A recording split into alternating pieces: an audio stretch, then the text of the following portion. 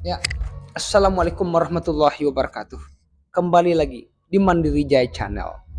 Kali ini kita akan membahas ada beberapa tahapan yang harus kita lalui jika kita ingin meraih keberhasilan dan kesuksesan di dalam kehidupan dunia ini.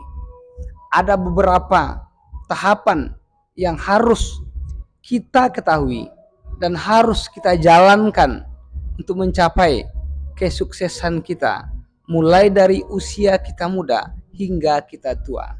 Kita harus melalui tahapan ini jika kita ingin berhasil secara sempurna. Makanya kami akan menerangkan apa saja tahapan-tahapan yang harus kita lalui tersebut ya.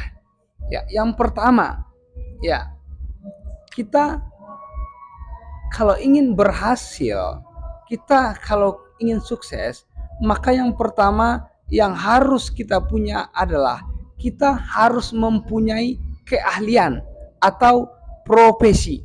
Tidak mungkin seseorang di dunia ini akan mencapai keberhasilan kalau tidak mempunyai keahlian dan kalau tidak punya profesi.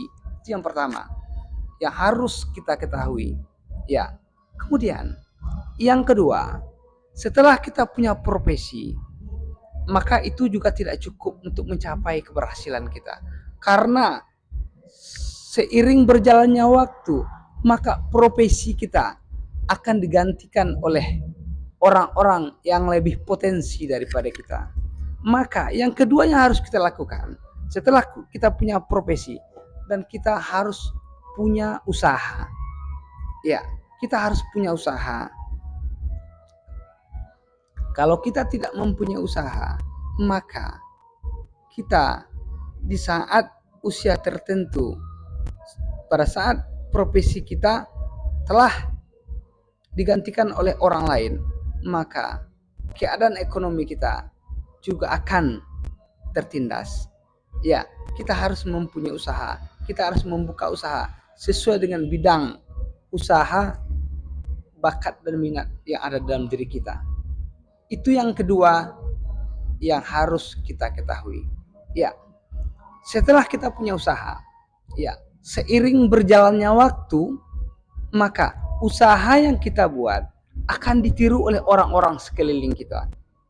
Ya, sehingga kita akan banyak saingan. Ya, tentu pendapatan dan penghasilan kita tentu akan berkurang. Ya, untuk menyelamatkan keuangan kita, untuk menyelamatkan harta kita, kita harus masuk ke nomor 3. Ya, apa nomor 3? Untuk menyelamatkan keuangan kita, ya, kita harus mengembangkan usaha yang kita punya tersebut ke dalam bentuk bisnis. Ya, kita harus mengembangkan usaha kita tersebut ke dalam bentuk bisnis. Ya, di mana itu merupakan sebuah pengembangan usaha kita, yang di mana usaha kita yang satu maka akan ditambah menjadi 2, 3 dan seterusnya. Di mana bisnis tersebut adalah usaha kita yang bertambah dan usaha tersebut juga telah dikelola oleh banyak orang, telah dikelola orang lain, hasilnya tetap bisa kita dapatkan. Itu yang ketiga yang harus kita lakukan untuk mempertahankan perkembangan usaha kita dalam kehidupan. Ya, setelah usaha kita berkembang dalam bentuk bisnis, ya, maka seiring berjalannya waktu, usaha akan bertambah banyak juga, ya. Pertama, usaha akan bertambah banyak, ya. Kemudian, usaha ataupun bisnis mungkin tidak selamanya akan berjalan begitu mulus. Ya, suatu saat akan ada turun naik dan akan ada tertindas oleh keadaan dan situasi yang belum bisa kita pastikan. Untuk itu kita harus masuk pada tahapan-tahapan berikutnya. Ya, ya, ke tahapan yang nomor 4. Ya, ke tahapan nomor 4. Apa tindakan kita selanjutnya untuk menyelamatkan kekayaan kita, untuk menyelamatkan harta kita. Iya, kita harus punya investasi finansial. Ya, apa itu investasi finansial? Kita harus mempunyai investasi bidang keuangan. Ya, investasi bidang keuangan, yaitu bisa juga berbentuk ya saham yang kita tanamkan dalam sebuah perusahaan atau usaha-usaha lain yang mungkin kita menanamkan saham di dalamnya. Juga bisa juga berbentuk reksadana, obligasi, ya, dan lain-lain. Dan juga investasi finansial yang berbentuk lain, ya bisa juga. Ya. Kemudian setelah kita berkecimpung di bidang investasi finansial, mungkin juga suatu saat dia juga akan mengganggu keuangan kita. Karena juga keadaan dan situasi dan kondisi seiring berjalannya waktu juga tidak menentu.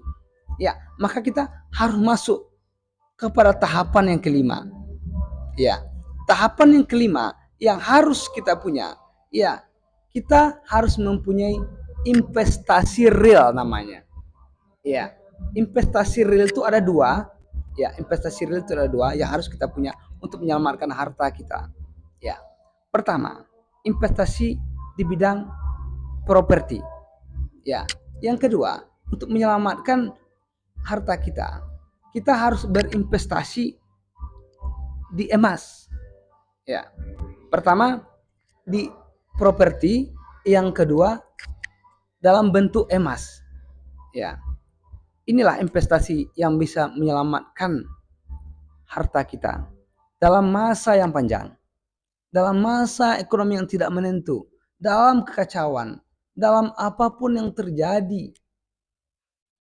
kondisi apapun yang terjadi di daerah kita, di negara kita, bahkan di dunia ini, maka investasi real ini bisa menyelamatkan keuangan kita.